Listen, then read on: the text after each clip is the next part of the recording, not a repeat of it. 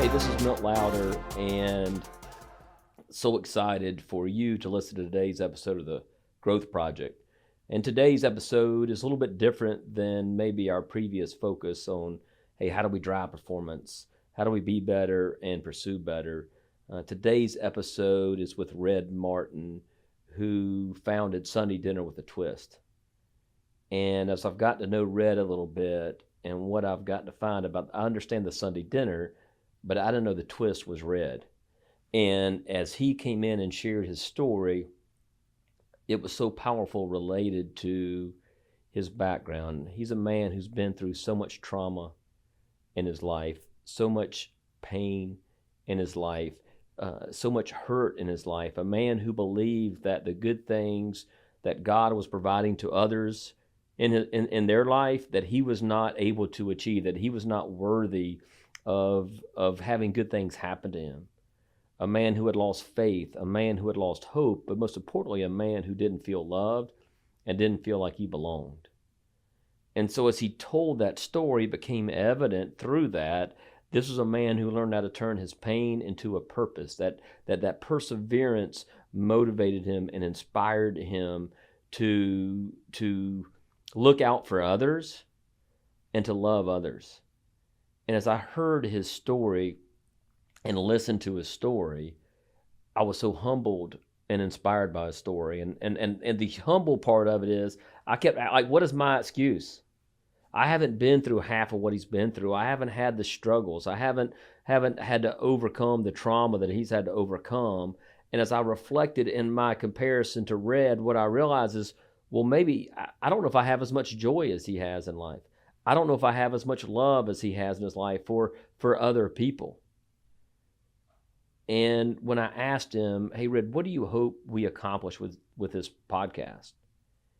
And he said, if I could help just one person, then it's been worth it. And so as you listen to this, maybe the person is you. Maybe it's somebody you know. Maybe it's a loved one who has struggled with mental health and struggled with addiction and struggled with some terrible things that have happened in their life.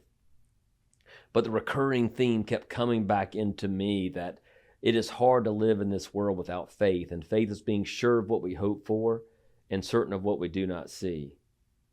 One cannot live in a world without hope, right? Like what depression is the absence of hope. It's helplessness. It's hopelessness. And one can definitely not live in the world without love. And the greatest of these may be love. And so we appreciate you listening. Give us some feedback on how this story has impacted you. And we appreciate you walking into this conversation with an open heart and an open mind. And we hope that this can help you be better in your life and pursue better. This is Dr. Milt Lowder here with Amplos and the Growth Project.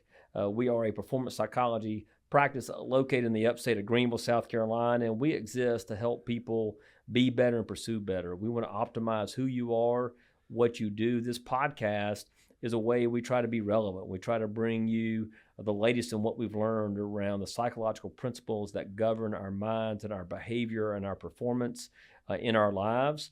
And we also want to bring you guests that are relevant to help inspire you, to motivate you along this path that you're on. And so excited today about today's guest. We have my good friend, or getting to be good friend, John Red Martin. Yes, sir. Hailing originally from my hometown, Sumter, South Carolina. Yeah. And so when I said, everybody calls you Red, how'd you get the name Red? I got red hair, and my mom just started calling me Red because where we're from in the country, you don't have real names, you have nicknames. So Red just stuck with me through my whole life. Yeah. And as I've gotten to know you, you know, I've heard about your nonprofit Sunday Dinner with a Twist. Yes, sir. And I've heard you on the radio, and I know a little bit of your story. But what really drove home to me the impact you're having, yes, sir, is my children came home from school. My daughters came home from school this year, and they said, Dad, have you ever heard of a guy named Red Martin? You need to know him. You need to have him on your podcast. You know, wow. His story is so powerful. We just finished a session on grit and mental toughness. Yeah. Is what I was doing before I walked in here. and grit is passion and perseverance. Yes, sir. And so, as I was asking you a little while ago, Red, Yeah. before we got started, I said, what do you hope to get out of today, out of our podcast? Okay. Because what we hope that people are inspired, that people learn, that people do, that they take action. But I asked you, what do you hope to get out of today? And what'd you tell me? I heard other people's story, and I started gaining hope with all the stuff that I've ever been through. I started gaining a little hope that maybe one day that could happen for me. I heard a lot of success stories. And then I met my wife on April 24th, 2016, and my story started coming true. And God started working in my life, and my life has changed since that day. It's gotten, I don't know if they could write a book and justify my story the way I feel today. And so I love you as you were going along your path, and we're going to hear your story. Yes, sir. You said, Milt, I really just want to tell my story because when I was struggling, Right. other people's stories encouraged me. And you said, I didn't think it could ever happen to me. No, I didn't believe. I honestly believed that there was no good in me from my past, and that I was being punished at every turn. And once I met my wife, she taught me about faith. She taught me about love, and it's something that I never really received all my life from one human being. And when she started showing me that, it was like a grandmother's love that she started showing me. And I tell you, if I could just help one person today, talking to you, that would be a phenomenal thing for me. It's just to help one person. Well, I'm sure it will. And I think no matter what you're going through today as a listener, whether it's going to be as powerful as Red's story or maybe something not as significant, that I've already heard you talk about faith. And faith is being sure of what we hope for and certain of what we do not see. I've heard you talk about it takes other people. We always say growth cannot occur in isolation, right, or out of selfish ambition.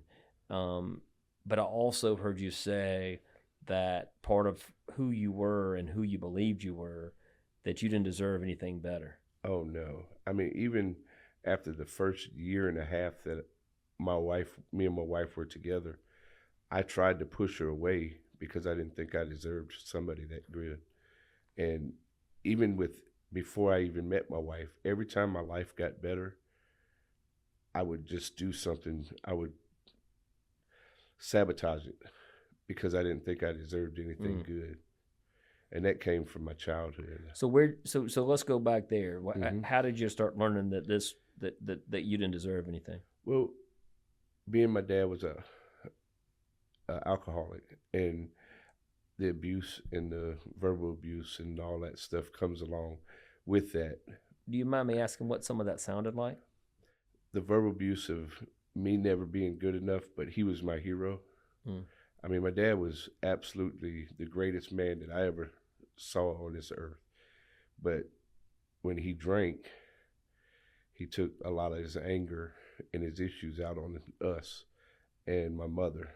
And so it was like we had a good life, but he was always drinking. So the part that I grew up with is my brother and sister were older than me, and my brother and sister were smarter, and my brother was oldest, so he got the attention of being the oldest. My sister was the baby girl, so she got the attention of being the baby girl, and here I'm stuck, and I'm not getting any attention. So I'm saying, well, the only attention I can get is being bad. And so I started acting out at a young age, just not like doing minor things to get in trouble so you could see me, because I never thought anybody saw me. And growing up with red hair and freckles and always getting picked at in school, so I never felt like I really fit in anywhere. So no sense of belonging anywhere. No, I didn't think I would. I remember when I was young, like 6 and 7 years old, we'd be walking. My family would be walking. Everybody would be up there together, and I'd be like 10 feet away from them, walking behind them because I didn't feel like I fit in. And that's my whole life. I felt that way. Were you ever able to express that, or are you just seeing this now looking back? Well, just looking back Yeah. now, back then the only expression I knew is if I act up, I'm gonna get some attention. And I think that's really important. One of the first psychologists I studied, Alfred Adler, talked about the reasons for a child's behavior or misbehavior. And one of his 4 reasons was seeking attention. Mm-hmm. Yeah, and that's all anybody really wants is somebody to notice them. So I was at a young age, I'm crying out, screaming from the inside, saying, "Hey, is anybody there? Notice me, please." So when I acted out, that's when I got the attention. And how did your dad respond to you getting in trouble? He was, abusive with his hands and stuff like that. But even though even though he was who he was still a great man in my eyes. And when I was 7 years old, my little brother, who I didn't mention him before because he passed away when he was 4 years old. He had when you were 7? I was 7 and he was 4. And my dad, he fell in the water and he hit his head because we lived on a pier. And my dad jumped in and tried to save him. And he couldn't save him. He died in his arms. So I don't know why at a little young age did I blame myself for that, but I thought they did. And that it was your fault. That's just my perception. Knowing now what I know now, it never was my fault. But back then, I said, man, if only it was me. Nobody loves me. Everybody loved little Bobby. And why couldn't it be me? And I just grew up with that mentality of when I'd see somebody pass away or something, why can't it be me? They have so much to live for. So at the age of 11, we moved to Sumter then after my your dad, did he go to Shaw or? No, he got out the service. Okay. And then my grandparents lived in Columbia. So we moved to Columbia for a little bit and then we moved to Sumter. Okay. And then that's when my whole life changed after that. I mean, I started hanging out places where I thought people felt like I did. At 11? At 11. Yeah. And I was molested by a babysitter. So being molested at that young age, I can remember telling my parents that what happened. But they kept sending me back to the babysitter. And this is just my perception. I don't know if they even sent me back to the babysitter. I think what was happening was I'm a little 11-year-old boy and I'm getting some attention. Oh, okay. And hey, I'm going back regardless. Yeah. So after being able to look at my life and write all this stuff down, I realized that that's what was really happening. It wasn't my mom and dad, but I blamed them all my life for that.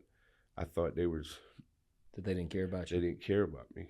And so after that, I learned the thing that you could do is if you wear a mask and you put this mask on, you wouldn't see me cry. Yeah. And by wearing that mask, I had to make you laugh. So I became the class clown. So that was how you escaped. Yeah. I mean, I can make you laugh. You wouldn't see me cry. And then life was good. Yeah. Because if you ever really knew how I felt, you wouldn't want to hang around me. You wouldn't want to be my friend. So I put this mask on. Then I also felt like if I go hang out with people who felt like me, then I'm normal. These are my people. So how do you know they felt like you? Just from, like I went places where everybody was drinking, everybody was, those type places. I never went to the playground and played. Like I always went to the guys that were playing on the basketball court and they would go home and either their parents are arguing, a lot of chaos and all that. That's what I loved. I loved the chaos. So I started hanging around people that had the chaos in their life. And one thing that happened when I was 12 years old, and my dad was at a bowling tournament, and we were at a bowling tournament at 12, and a little kid ran across the pool, and he jumped in the water, and my dad jumped in and saved him. And my mom told us, because my dad died when I was 14 of alcoholism. And my mom told us that the next 2 years he drank and was very abusive more and more because he could save somebody else's kid and he couldn't save his own. Oh, man. And then, like I said, he was my hero. So I would wake up every morning and we would eat breakfast together. And on that morning, he woke up and he said, I've never felt this good a day in my life. And 2 hours later, he was dead. Oh, wow. He had a massive heart attack. So at the age of 14, I had already started drinking at 13. At the age of 14, that's when I gave up the concept that God wanted anything good for me. Yeah. I said, you took my brother. I'm been molested. Now you taking my father. And so I just gave up on the whole thing about God loves you. And so what I had to do is at the young age of 13, either I had to put that mask on in the morning or I had to drink. Yeah. It was either drink or put the mask on. And most of the time I had to do both because the mask wouldn't last all day. So were you going to school then? Or yeah, I was in school and Where'd you go to school? I went to Ebenezer. Okay. And then I went to Hillcrest. Yeah, you weren't far from me at Dalzell and Oswego. Yeah. I was at Hillcrest and Ebenezer. And so I go through high school and I'm the class clown. I'm always acting out, never doing anything right. Looking back now, who was looking out for you? My mother. Okay. My mother was my enabler. She was the most loving person. She never took a drink in her life, but she loved me. Just man, and I did some awful things to her, and I feel so bad about it. But I tell you, she was the type of woman that if you were her family, she loved you. Yeah. And nobody could touch you. You could do no wrong to anybody. And I put her through so much through my alcoholism and drug addiction. So my mother was my rock. She was everything. And when did the drug use start? I started, and I tell people, I started at a young age. My first job was a street pharmaceutical representative. We work with a lot of pharma companies. Yeah. I don't know if they have the street in front of them. No. So that was my first job. And I was, how old? 16, Okay. 17. Yeah. And I just did a little bit here and there. And then I graduated high school. And like I said, I was a class. What was the game plan when you graduated high school? What do you...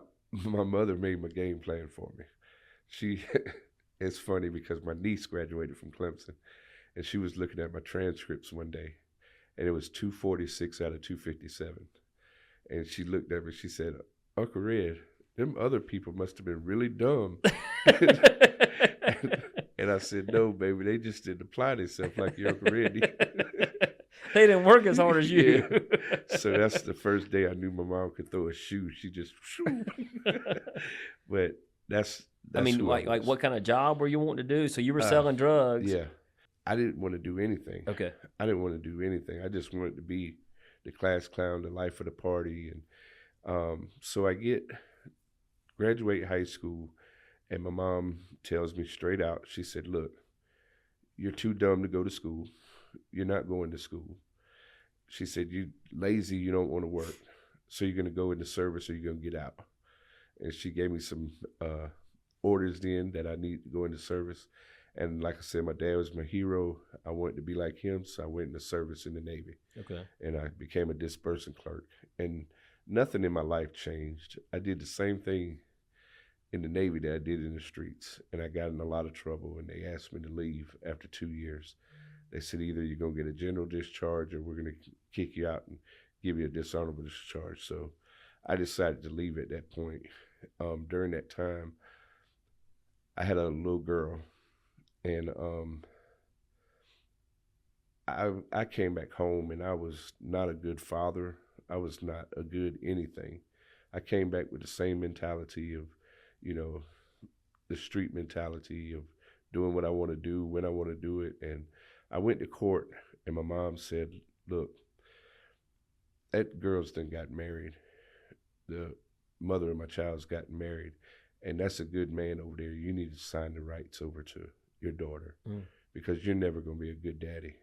And I tell that story to finish something up later with it. But I use that of giving up my daughter as a crutch to drink more, because I'm such a bad person. Here so I you just am. keep getting reminders. Yeah, I keep getting reminders of being a bad person. Yeah, and I'm doing all kind of bad stuff. And at the age of 24 or 25, I was introduced to crack cocaine, and crack cocaine took my life over.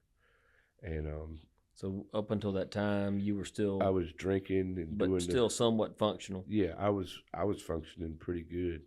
And then when I got introduced to crack, my life just went straight down. I'm talking about fast. And so when I started doing that, I started doing a lot of things that I never thought I would do in my life. I mean, I was a liar, cheating, thief to people who loved me more than anybody else. And I was that person. And, my brother and my sister and my nieces and nephews didn't deserve what I did. They never deserved me to do them like they did. And my mother certainly didn't deserve it. And so I just kind of started being homeless at that time. In Sumter? Were you in Sumter? In Sumter. And I ended up in Tallahassee, Florida one time. So will you help me understand somebody that doesn't understand a lot about homelessness? Yeah. How does that take place? How does that happen? Well, you don't pay your bills. You just, and I think people have the wrong idea about people that are homeless. Now, I suffered from a mental illness at a real young age. But you didn't know it. I didn't know it. So I used alcohol and drugs to combat that mental illness. If at that time I would have been able to get my mental illness under control, I may not have ever taken a drink or drug. But I had to drink and drug to combat my mental illness, because at a very young age, I never thought, in my mind after looking at it, I never wanted to live more than 3 days in a row. I wanted to die almost every day. And at a young age, I was cutting on myself and doing those type of things. So I never really wanted to live. And we didn't know a whole lot back then. Yeah. But nobody ever kind of diagnosed it or talked about it. Nope. In my family, you don't talk about stuff like that. After my dad died, you didn't talk about stuff like that. You just, and plus, I was never around my mother to even talk about it. I was out there in the streets doing those things. And, I look back on it now and realize that 90% of the people that are homeless, they suffer from a mental illness. And 65 to 70% of those people drink and drug because of their mental illness. Yeah. So that is secondary. Yeah, it's a secondary. And so at 25, crack is introduced to you. Yes, sir. And then did you have a job at the time? And then how'd you become homeless? I had a job. I lost my job, wouldn't show up to work. And then, being homeless, you're going to find ways to survive. So those are the times where I took any job I could get just to make money so I could use again. Okay. So I'm basically just surviving after 25 up until 8 years ago. I'm surviving, and I'm living on the streets, and I'm living like I would go to a treatment center just to clean up a little bit, because I'm out there doing the things I do and I want to get away. I'm tired. So a lot of times I would go to a treatment center and rest up for a little bit and come back out. And that's was the hope to recover or just to get rest? Just to get rest at first. And then March 23rd of 2000, I was living in Myrtle Beach. I had been homeless, and a friend of ours, and I know you know Steve Duggan. Yeah. Steve was living in Myrtle Beach, coaching in Myrtle Beach, and he found out I was homeless, and he was like my best friend growing up. And he found out I was homeless in Myrtle Beach, and he called me and he said, "Hey, won't you come stay with us?" So I went and stayed with him, and he got me a job at Sockasty. And the thing about it is, I was working with kids with mental disabilities, and it was the best job that I've ever had in my life. And only thing is, I took me with it. Yeah. So Why couldn't it was the best job? Why? because I was able to give love to people, and they were able to, I could see them love me, and they didn't need anything from me. They just loved me. Yeah. And so it was it was interesting. It was almost like for 3 years at Socastee, 3 to 4 years at Socastee, those people loved me enough where I could live on a daily basis. Wow. And then it got to the point where Were you with Steve the whole time, or you were no, off the streets? I got off the streets, and people had let me stay in their pool house. So I was staying in their pool house, and I lost the job at Socastee because of what I was doing. I started drinking again and doing all that stuff, and I lost the job. And so I'm sitting in the pool house, and I'm crying uncontrollably. I'm I'm dead inside. I feel nothing. I had stopped drinking for like 2 weeks, and I'm sitting there crying, and I'm asking God to help me, and I'm getting no messages, no answers. So I went and I stole a gun, and I walked out on the beach, and I walked till 6 o'clock that morning, and I sat down on Cinema Twins Park on the bench, and I cried out to God, and I was crying, and I was hoping that I could get something, and nothing happened. Was the gun for you or for a gun for something else? No, it was for me. It was for me, because I said if something don't happen, I'm gonna kill myself. So I put the gun to my head, and I tried to pull the trigger, and nothing happened. And I kept getting madder and madder at God. Look at you! You won't even let me die. And here I am sitting on the bench, and I put the gun down. I put it to my mouth. Nothing happens. And then all of a sudden, I put it to my chest, and it went off. And that moment, all I remember is what they told me. They said that I was walking around Cinema Twins Park with the gun in my hand, and I was bleeding. And so I get to the hospital. They called my mother, and my mother said, they said, your son just shot himself. You might need to get up here. And she said, well, what you want me to do about it? And hung the phone up. Mm. And so she was already burned out. She was already burned out. I had destroyed her. And so 56 days in different hospitals. And how old are you at this time? See, in 20, so that was 24 years ago. I'm 32. Okay. So I'm 32 years old, and I'm sitting in the hospital, and it's 56 days, and I didn't get not one visitor. And that was the first time in my life I really knew what loneliness was. And that set in anger in me, because now nobody cares, not even God. Nobody cares about me. Your mom, brother, sister, friends, family, people at Socastee, nobody. And what I realize now is I burnt everybody out.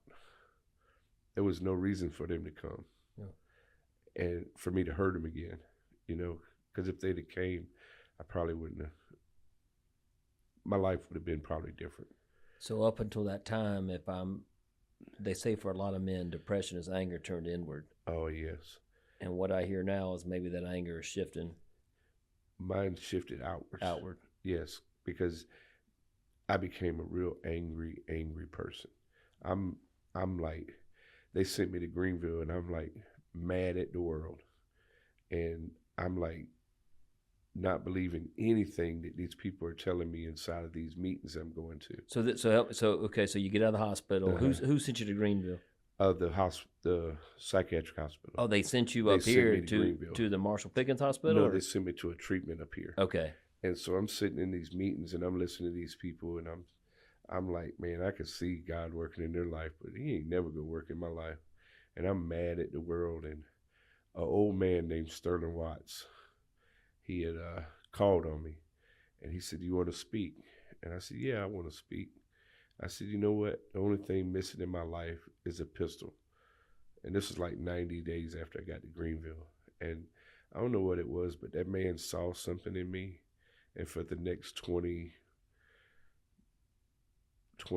19 years, 18 or 19 years, that man would never give up on me. Mm.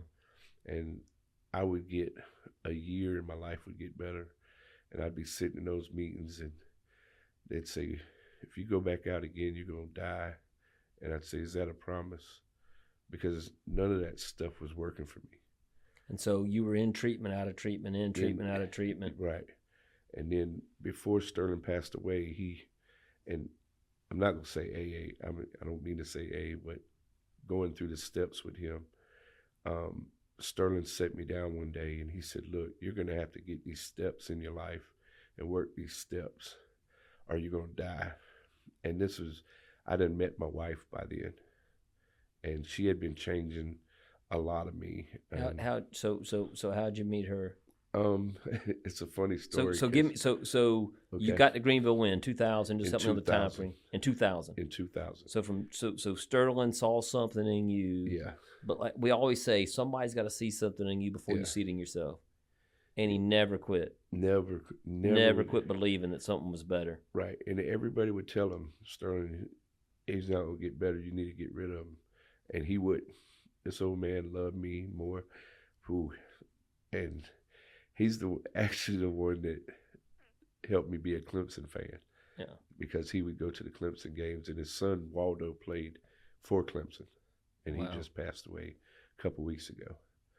So did Sterling ever get to see this version of you? Yeah, he saw a little bit of it. Yeah. Yeah, and then when he passed away, see, I never knew how to deal with death.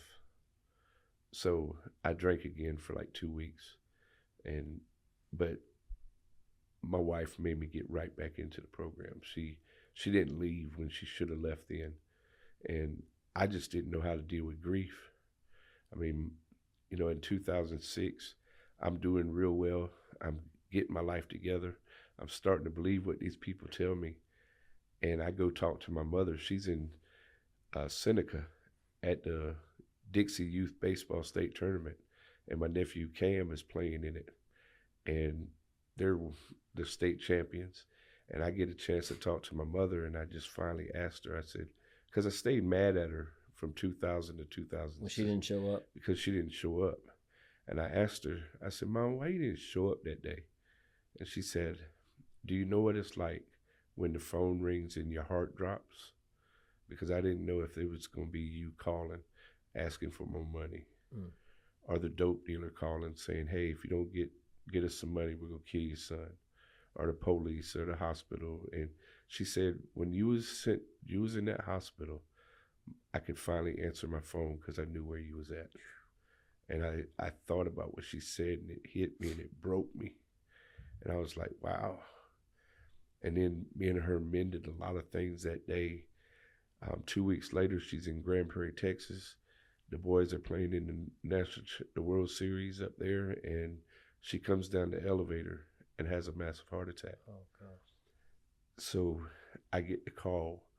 And they say, hey, Mom just died.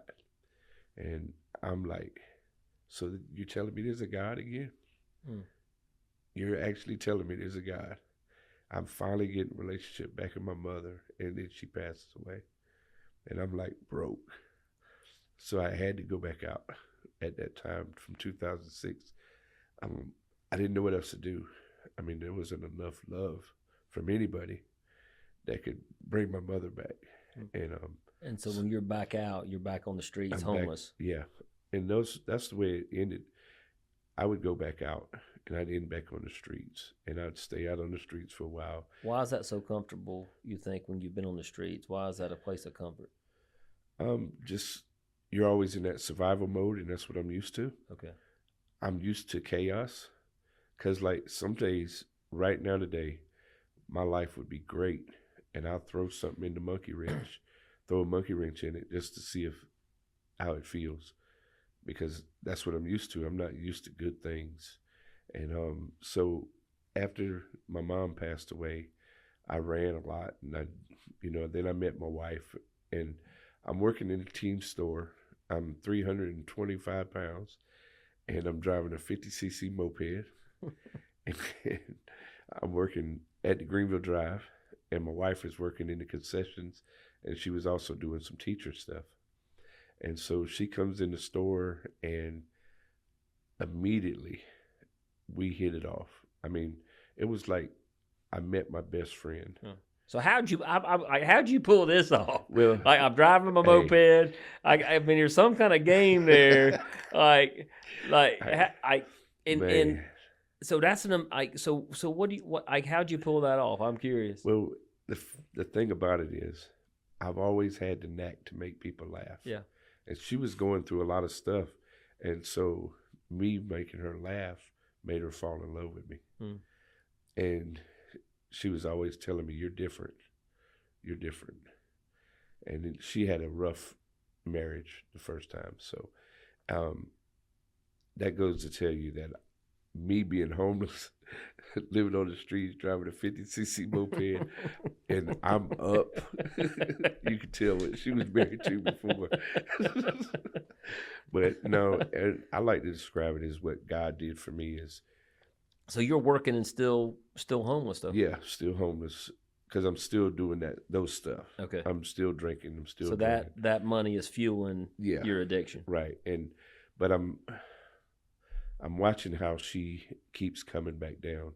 So she came in the store one day, and she said, "I'm looking for this jacket," and I was like, "Well, we'll probably get that jacket in next week," and that was to get her to keep coming back. And she'd come back, and I said, "Nah, the jacket ain't in," and I knew we'd never get the jacket. But I didn't know how to ask her for a number. Yeah. So what I did was I was walking up to the kiosk because I was working the kiosk that night. And she was at the concession stand. I said, "Hey, come here." And I said, "Look, I'm working the kiosk tonight. If we have the jacket down there, I'll call you and we'll get the jacket for you." So I said, "But I got to get your number." So she gave me her number, and we've been talking ever since. So what year are we now? That was 2016. So 2016. Yeah, up until then, I hadn't been in any relationships, hadn't been anything, and she just you really never had a solid relationship. No, I had people who I took hostage. I had women that tried to change me. Well, if you love me, I'll change you and you'll get better, and that never happened. So I would always find people either who could take care of me or I could just get over on. It didn't matter because I was very selfish. I was a selfish person. But when I met my wife, we became friends for a while, for a couple months. And then after I got her number, we started really communicating. And then all of a sudden one day I just told her, I said, "Man, I love you."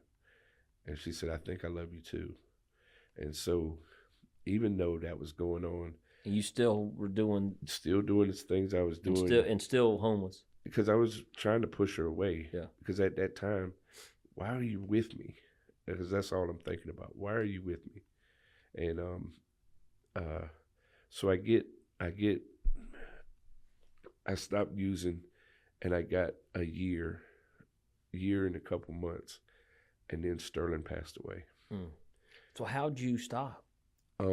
November 27th of 2018, my wife woke me up.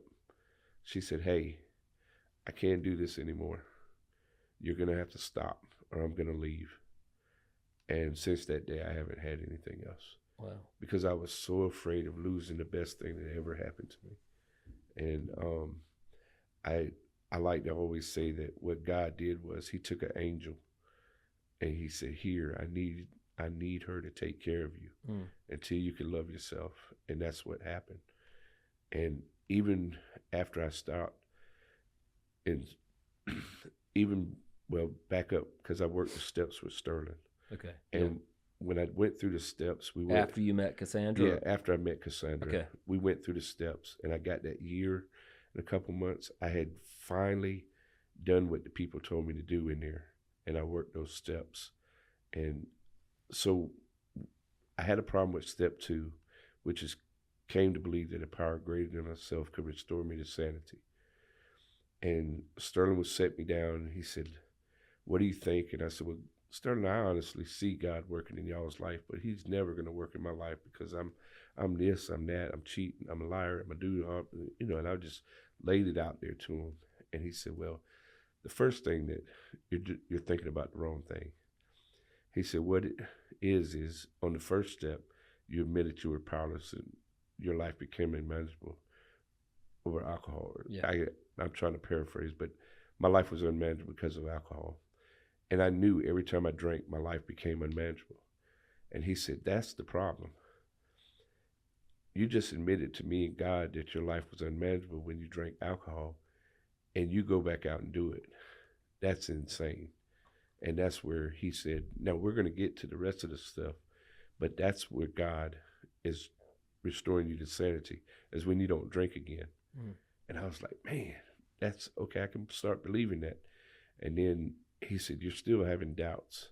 And he did something for me that it changed it rocked my world, because he had me write down on a piece of paper. He said, here's what I want you to do. He said, how many times you been in jail? How many times you been in a treatment center? How many times you been in a psychiatric hospital? And how many times you honestly tried to commit suicide? And on the bottom of the piece of paper, how many friends and family members that you have known died of this disease? So I had 6 jails, 32 treatments, 8 psychiatric hospitals, and 5 times I honestly tried to commit suicide. And on the bottom of the piece of paper, I had 8. Wow. And when I went to go hand the paper back over to him, it just came over me. It said, read the paper. And when I picked the paper up, I started crying, and I couldn't stop crying. I get chills every time, because when I looked at the paper, it was the first time that I had seen God had been with me every single time, because I should have been number 9 a long time ago. And so looking at all that, you and finally saw God. I saw God. And since that day, I hadn't, like I told you, 3 days in a row, I hadn't thought about killing myself. Now, I will tell you this, I still suffer from mental illness, and I don't have the alcohol and drugs to deal with it. So just like even 2 months ago, and Mickey, I've called Mickey in the past 3 years a couple of times where the thoughts of killing myself was an option. And just a month ago, I had to call Miss Kathleen and say, can I tell you the truth? And I told her, I said, it's overwhelming. All this stuff going on in my life is overwhelming. I don't think I deserve it. And I don't think God, and I'm wanting to die. And so she got me in touch with Reggie Pleasant, and he talked me down. And Coach Reed, me and him talk. We text on a daily basis. So for our listeners, we're talking about Mickey Plyler. Yeah. On the radio on WCCP FM. We're talking about Kathleen Sweeney. Yes. And we're talking about Mike Reed. Yep. And then Reggie Pleasant, our chap, another Sumter County guy. Yeah. Reggie and I, it all starts in something. Yeah, it all starts in something. Yeah. And so they kind of helped me through that. And I still, I have a great life. Like I said, I don't think there's a storybook person out there that could write my life today. But I have also never had people that care enough about me to tell me the truth. And my wife tells me the truth all the time. She really does. She's an amazing woman. She really is. So, from a very young age, hopeless. Yep. Don't love yourself. Don't feel you're lovable. Right. Nobody really believed in you. No. A mom loved you, but enabled you. Yeah. What would you tell somebody right now who feels the way you felt? Okay, can I say something about something that I was going through, and this might help a lot of people? Yeah. When I was thinking about committing suicide, a lot of people would tell me, don't, because this will happen, that will happen, you will hurt this person, you will hurt that person. And what I've realized over the past years is that instead of somebody like me who is wanting to die and is hurting so bad inside, that don't do it because you're going to hurt somebody else. It hurts.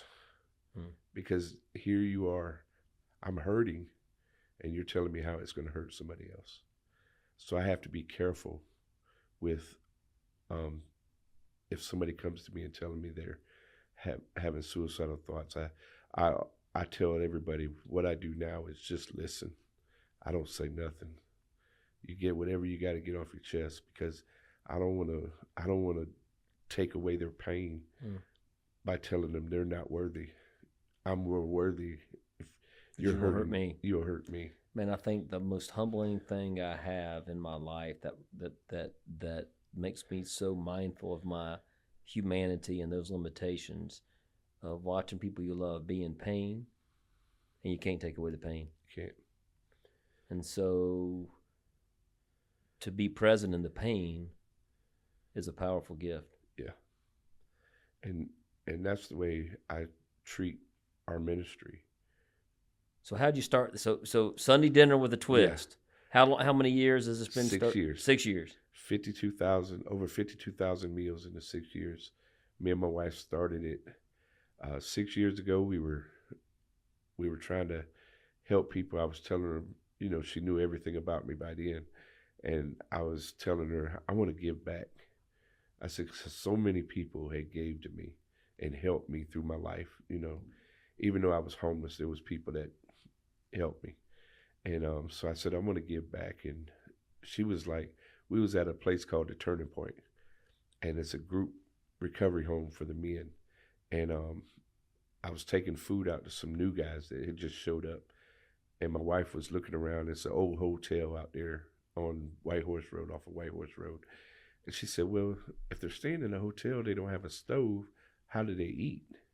And I said, well, they cook everything on the grill. And my wife said, well, what they're missing is Sunday dinner like my grandma used to cook. Mm. And she said, because every Sunday, no matter what you was going through, you could always go to grandma's house and eat. So that's where we came up with the concept. So we started feeding in the treatment centers, and then we found a women's Just for the Day program where they had like 60, 70 women, and then the men, we had 160. So every Sunday we'd go by and cook meals for them. And we had poetry, entertainment, everything. They would come out and entertain them. And COVID hit. Oh, wow. So we couldn't go back in there. And she was like, I'm loving this, and I'm loving it because people are really getting into it. And so we said, well, we're going to go back out in the streets, because when we have leftovers, we'd always take it out to the homeless camps where I was at. And then so we go out, and we're out. So you take it back to where you used to live. Yeah. And my wife, she would, on Sunday morning and Saturday night, she would get up, started Saturday night. Sunday morning, she would get up, and she'd make 75 to 125 meals. And we would load it in the back of the car, and I would pop the hatch, and I would hang my feet off the back of the car, and we would just ride around Greenville handing out. That's how it started. That's how it started. Wow. Going out. Now, what's the twist? Sunday dinner with a twist. What's the twist? The Sunday dinner is her grandmother. The twist is my story. Okay. Yeah, the twist is more of my story now of me being homeless and giving back. And then, but how I met Mickey, they were talking about the character of Clemson one morning, and I was listening to the Roar, and I've never called into the radio station before, and they were talking about the character. And our bank account, we had $50 left.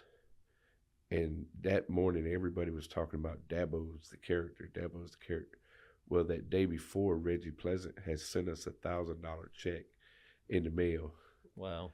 So we had $1,050 that morning.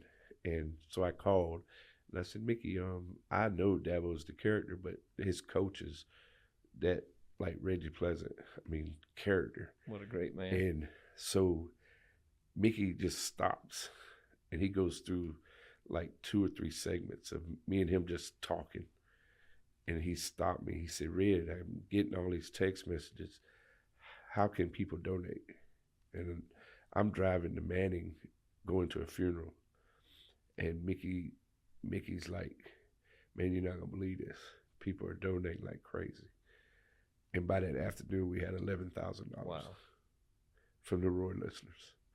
And that's where everything just amped up, and that's why I'm so appreciative of what the Roar does and how they support us. And I mean, they're phenomenal. So how many meals you say have you served now? Over 52,000 last week. Wow. Yeah, and we're now feeding on Wednesdays in Anderson and Clemson. So we're branching out. We're trying to get people to branch out with us and serve in more places. So how can people get involved? They can go on our website, sundaydinnerwithatwist.org. We meet every Sunday at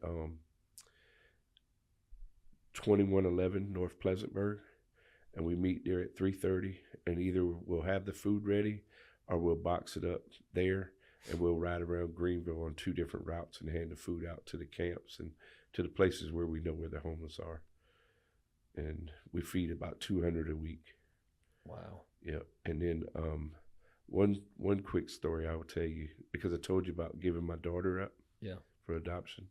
This is the most amazing thing that God has ever done for me. We're out feeding under the bridge. A young lady comes up. She takes the plate and she's scuffing it down with her hands. She's not even using the silverware. And I said, "Are you okay?" And she talked about how the rats had ate the food off her chest the night before. Mm. So my wife took her to the side, and I took her boyfriend, and I went and got her more food. And then my wife comes up to me and she says, "Hey, she's 5.5 months pregnant." And I said, "We can't let her go back under there." So we took her and put her in a hotel room for a month and a half, her and her boyfriend, and we made sure she ate every day. New clothes, I mean, everything she needed, we made sure she had. My wife would run and take her to the doctors and get her medicine and whatever she needed. Well, on September 17th, 2020, they called and said, "Are y'all going to help?" And we had raised money and stuff to buy cribs and everything the baby needed. And she was excited. And the next day she called crying. And I was actually going back to Sumter to feed that day. And my wife called and said, "Turn around. We got to go to the hospital. We need to sign some papers," because they were going to put Sam in foster care if we didn't take him home with us. So I went up to the hospital. DSS was there. They made us tell him why we had to take him. He tested positive for meth. She tested positive, and her boyfriend tested positive. So 3 days later, we get him. We bring him home. And baby Sam's been with us ever since. He's 3 years old. You got a baby boy? Yeah. I did not know that. Yeah, he's 3 years old, and he has autism, and he's nonverbal. But God has taken all that. I mean, he even wished Dabo a happy birthday. He's not supposed to be talking. But Project Hope does a phenomenal job. Yeah, they're a great job. And we have him in Project Hope, and they're doing a great job. And he's the light. I mean, when I had a hard time when they told me he had autism, because I knew when I worked in the school how kids picked on kids. Mm-hmm. And I was like, people are going to pick on him. So I was sitting in the chair actually bawling one night. And I'm like, God, this ain't fair. This ain't right. And my wife walks in, and she's holding him, and they're laughing. They're having a great time. And I looked up at her, and it just came over me. I said, that's what she does in the school system. She works with the kids with autism. Mm. And so all that stuff it's amazing. God has, done. And I think what God done for me is he said, "I know you weren't a good daddy before, but you can be a good daddy now." Oh, man. And that's what I try to do. Oh, I bet you're a great dad. Oh, man, I have fun. I bet you're a great dad. And I have one of her daughters live with us who's 17, and I'm not a stepdad. I'm a dad. Dad. Yeah, I don't believe in the step thing. If I'm there, I'm the dad, and I do everything I can for him. So it's an unbelievable story. Yeah. And I think, how that pain you've turned it into purpose. Yes, sir. I want to talk, and we got to wrap up here in a little bit, sir. But I want to talk about the anger, mm-hmm. because one of the things I try to help people understand is forgiveness. And so how did you let go of that anger of yourself and that anger that you had towards others? The anger I had towards my father and my mother, Well, first of all, my mother. I was mad at her because she died. I was mad at God. I was mad at her. And so what I had to do was I had to write her a letter, and I had to go to her grave and read that letter to her and tell her all those feelings that I ever felt, all that stuff that I did. And I read that letter to her, and I started crying while I was reading it. And then I lit it on fire when I got done and let it go. And me and my mama's been okay ever since. I hadn't been mad at her since. And then I had to do the same thing with my dad, and that was one of the hardest things I ever did because I couldn't forgive my dad. He was my hero, and he left me at 14. How could you do that to me, And so I was in Sumter, and a kid got up. It was not a kid, but a gentleman got up, and he said, my name's Eric Walters. He said, I want to tell you about Red and his family and his daddy. He said, when I was 12 years old, I ran across the deck. I jumped in the pool, and his daddy jumped in and saved me. And at that moment, I was sitting beside Cassandra, and I grabbed her hand, and I started crying because he became my hero all over again. Because I didn't know that was him. And when he told that story, I went home immediately and wrote that letter to him, and I burned it up and I let it go. So a lot of my amends, I went to my brother when I first started making these amends and getting the anger started getting better. My brother didn't accept my amends at first, and I was upset about it at first. But what happened was my brother started seeing all the good stuff that I was doing. And then one day out of the blue, I said, Marty, can I come see you? He said, yeah. And he walked out the house. Didn't have to say nothing. Put his arm around me, told me he was proud of me and he loved me. And all that anger just, and that's how I deal with my anger today. I allow people to be angry at me. I don't blame people for the things that I've done. And it kind of just goes away. Yeah. And then the one thing that I believe that helps me more than anything in the world today is I love people. It's hard to be mad when you're loving people. Yeah. I even try to do it sometimes. You try to get mad? Like, I try, and it doesn't happen. And, my wife is the sole reason for that is she teaches me how to love on a daily basis. That, it's unbelievable how she loves everything. She loves people. And people are throwing stones at her, and I'm like, throw them back. And she's like, throw them back. And she's, and that's the way I get through all of it. It's just by loving people, man. And if you love somebody and you love them unconditionally, and we have a slogan called loving with no stipulations, that is the most beautiful thing you can ever do, because we don't care if you're drunk, you're high, you're having a mental breakdown or nothing. I'm going to put my arms around you and I'm going to love you. I'm going to speak to you and I'm going to do, what people did for me. And I'm going to love you. And that anger goes away when you're loving somebody. Yeah. When you think about the one thing stronger than hate is love. Yeah. The one thing stronger than fear is love. When I hear your story, I can't help but think about faith, hope, and love. Yeah. How hard it is to live without faith, how hard it is to live without hope, and how hard it is to live without love. Yeah. And of those things, love is the greatest. Man, it's phenomenal. And the way the people out there, the homeless people, receive us. We've had 2 incidents since we've been doing it for 6 years. One guy was off his medicine, and he got mad and threw his plate down. And then 2 minutes later, he was asking for another plate, and he apologized.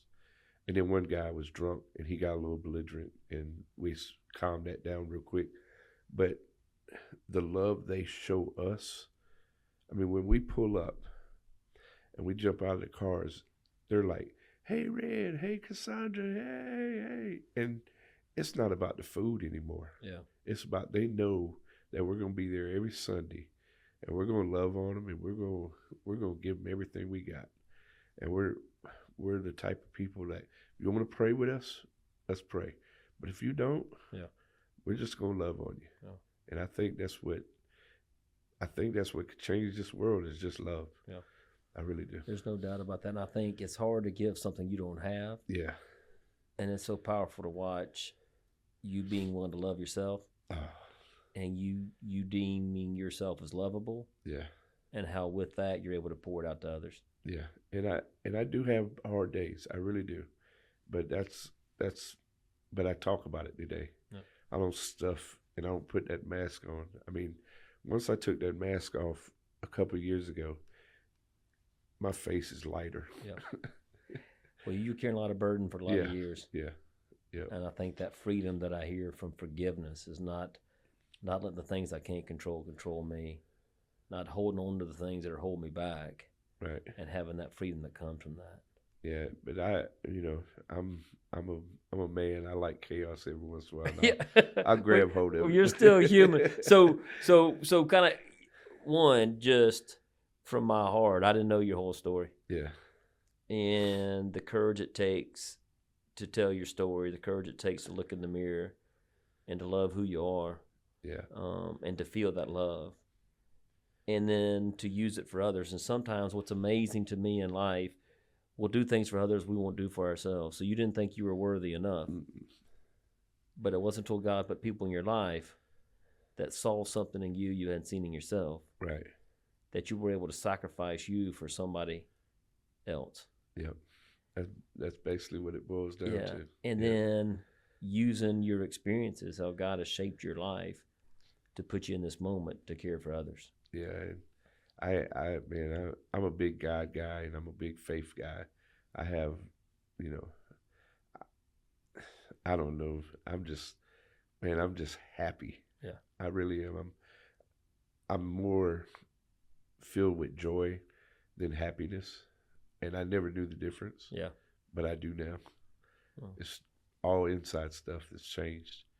Any other final comments? What would you tell our listeners? Is this called the Growth Project? And so it's about how do you continue to grow and become who you want to be and how you want to be. What final piece of advice would you give as we wrap up? I just want people to know that when you see men and women on the streets, that those are people too. That could be your uncle, that could be your cousin, your sister, your brother. Because I never once, when they asked me what I wanted to be when I was growing up, I never once said homeless or alcoholic or drug addict. I never once said I wanted to be a mental health patient. I always had something bigger.